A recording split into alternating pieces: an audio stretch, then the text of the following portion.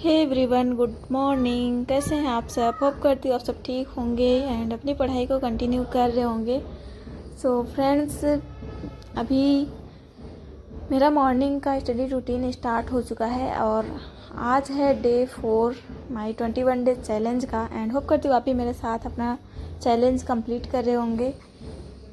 So friends, जिसका बेसब्री से इंतज़ार था वो आ चुका है। मीन्स RO का नोटिफिकेशन आज आ चुका है एंड आप सभी लोग अपना OTR भर के फॉर्म फिल कर सकते हो। और अगर OTR नहीं भरोगे तो फॉर्म फिल नहीं होगा। तो सबसे ज़रूरी है कि आप अपना OTR भर लो। एंड एक ज़रूरी सूचना ये भी आई है कि BPSC में 7th फेज़ का सारे एग्ज़ाम हुए हैं। अब 10 अक्टूबर के बाद या 10 अक्टूबर से डे बाय डे आएंगे रिज़ल्ट सभी के। तो ये वाली न्यूज़ मुझे बहुत ही ज़्यादा अच्छी लगी, क्योंकि मैंने सोचा चलो कोई बात नहीं, इतना डिले हुआ कुछ दिन के लिए बट रिज़ल्ट आने को है अब। तो सभी के लिए बहुत अच्छी गुड न्यूज़ है। बट 9 डेट को जो SLP लगी हुई है, अगर उसमें देखो अगर उसी दिन फाइनल हो जाता है तो मे बी रिज़ल्ट नहीं रुकेगा PRT वालों का 1 to 5 के लिए। बट अगर डेट बढ़ गई तो मे भी हो सकता है कि हम लोग का रिज़ल्ट भी एक्सटेंड कर दिया जाए। और रिज़ल्ट का तो सबसे पहले 11th 12th का आएगा और सबका आएगा, और सबसे लास्ट में हम लोग का 1 to 5 वालों का आएगा। तो इंतज़ार भी करते रहिए, उसके साथ साथ पढ़ाई भी करते रहिए, क्योंकि RO का नोटिफिकेशन आ चुका है। तो ये इसी का सबसे बहुत दिनों से वेट था। सब लोग बोल रहे थे फर्स्ट वीक अक्टूबर में आएगा। तो फर्स्ट वीक में तो नहीं आया, सेकेंड वीक में आया, बट आ गया फाइनली। तो काफ़ी इंतज़ार कराने के बाद तो सभी लोग अपनी तैयारी को और तेज़ कर दीजिए। 1 महीने तक फॉर्म फिल होगा एंड लास्ट दिसंबर या फिर जनवरी फर्स्ट वीक में एग्ज़ाम हो सकता है, ऐसा मान के चलिए, क्योंकि टाइम बहुत ही कम देता है आजकल। कोई भी एग्ज़ाम आता है तो वेट तो बहुत कराता है आने में, बट उसका जो प्रोसेस होता है फिनिश होने का, एग्ज़ाम ख़त्म होने का, वो बहुत ही जल्दी हो जाता है। तो आपको रुकना नहीं, अपनी पढ़ाई को कंटिन्यू करते रहना है, क्योंकि आजकल का जो प्रोसेस है ना, यही है जैसे KVS के टाइम पे देखा गया।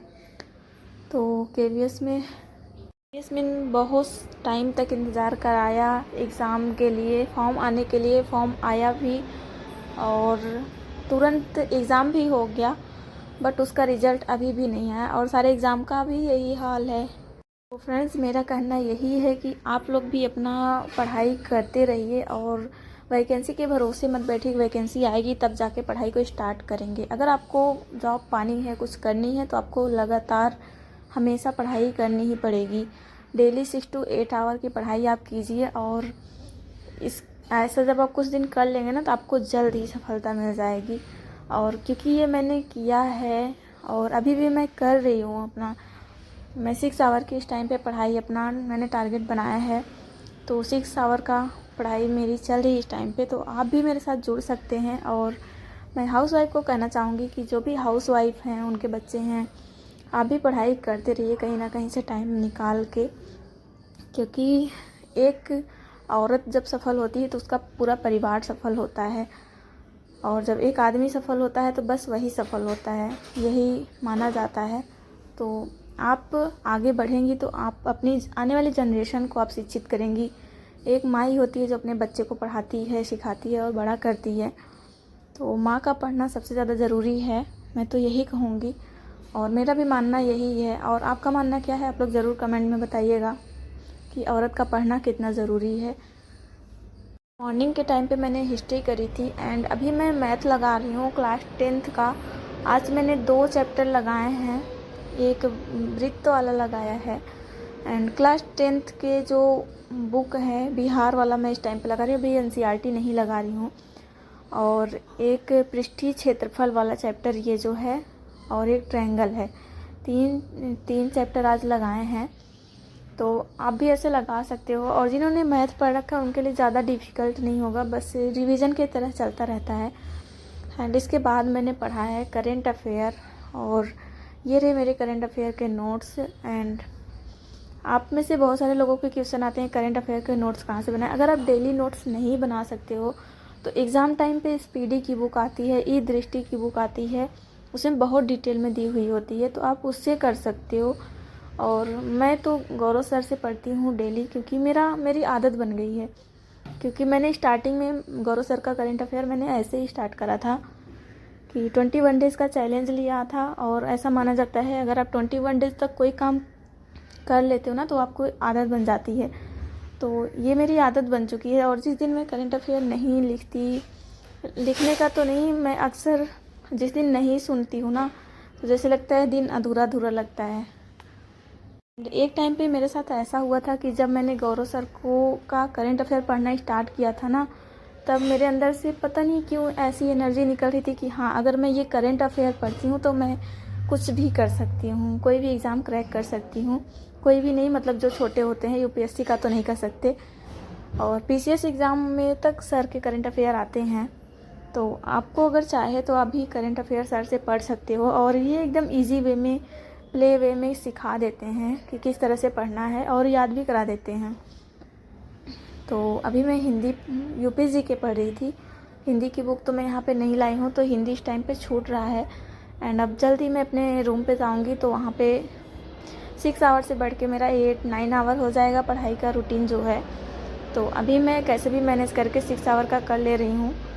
एंड यूपीएससी के में आज ऐसे मैंने पढ़ रखा था अपने रूम पे चर्चित व्यक्तित्व और संस्थाएं, ऐसी चीज़ें ऐसे फटाफट रिवीजन करी है।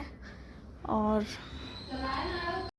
एंड इसी तरह से आप भी अपनी पढ़ाई को कंटिन्यू मेरे साथ कर सकते हैं अगर आप चाहें तो, क्योंकि मेरे बार बार कहने से आप कोई भी पढ़ाई नहीं करोगे जब तक आप अपने मन में खुद ना ठान लो।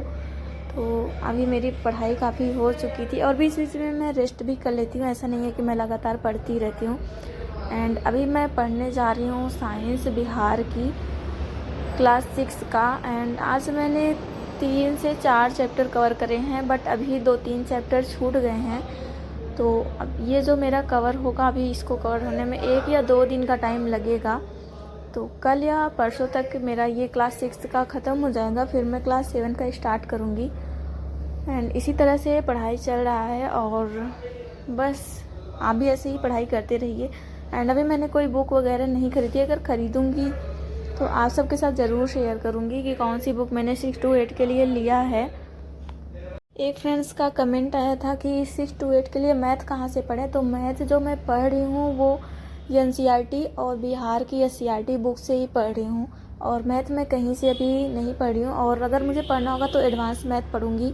और अभी मैंने कोई बुक भी वैसे नहीं लिया है, और बस मैंने सिलेबस देखा है, और जैसा मैंने 1 to 5 के लिए देखा था, पेपर इतना टफ आया था, तो मैंने जो गलती करी थी उसी को सुधार के साथ मैं पढ़ रही हूँ। और मैं ऐसे फालतू के वीडियोस या फिर ऐसे बुक्स पे नहीं फोकस कर रही हूँ। मुझे जहाँ से लगता है कि हाँ, यहाँ से एग्ज़ाम में आएगा, मैं वहीं से कवर कर रही हूँ। जैसे एनसीईआरटी और एससीईआरटी हो गया, यही मेरा मेन फोकस है, यही दोनों से। एंड अगर मार्केट जाऊँगी तो देखूँगी कोई बुक मिलेगा तो ले लूँगी। हे एवरीवन, होप करती हूँ आप सबको ये वीडियो बहुत पसंद आया होगा और आपने बहुत कुछ सीखा होगा इससे भी। और बहुत सारे लोगों का या मेरी एक फ्रेंड का बहुत कमेंट आ रहा था कि क्या 6 to 8 के लिए बीटीसी वाले एलिजिबल है या नहीं। तो मैं बता दूँ तो जिन्होंने सीटेट पेपर 2 क्वालिफाई किया हुआ है और ग्रेजुएशन किया हुआ है, उसके बाद बीटीसी किया हुआ है, वो लोग पेपर 6 to 8 के लिए एलिजिबल हैं। तो वो लोग अपनी तैयारी को स्टार्ट कर दें। और मैंने भी बीटीसी किया है, और सीटेट पेपर 2 मेरा क्वालिफाई नहीं है 1 मार्क्स से, तो मैं अपीयरिंग में अगर भराएगा तो भरूंगी। और आज की जो मेरी पढ़ाई हुई है वो है पूरे 6 घंटे की, 5 घंटे 56 मिनट हो रहे हैं। तो आज का वीडियो यहीं पे एंड करती हूँ, और होप करती हूँ आप सबको वीडियो पसंद आया होगा। अगर वीडियो पसंद आया है तो लाइक सब्सक्राइब ज़रूर करिएगा, अपने दोस्तों के साथ शेयर करिएगा।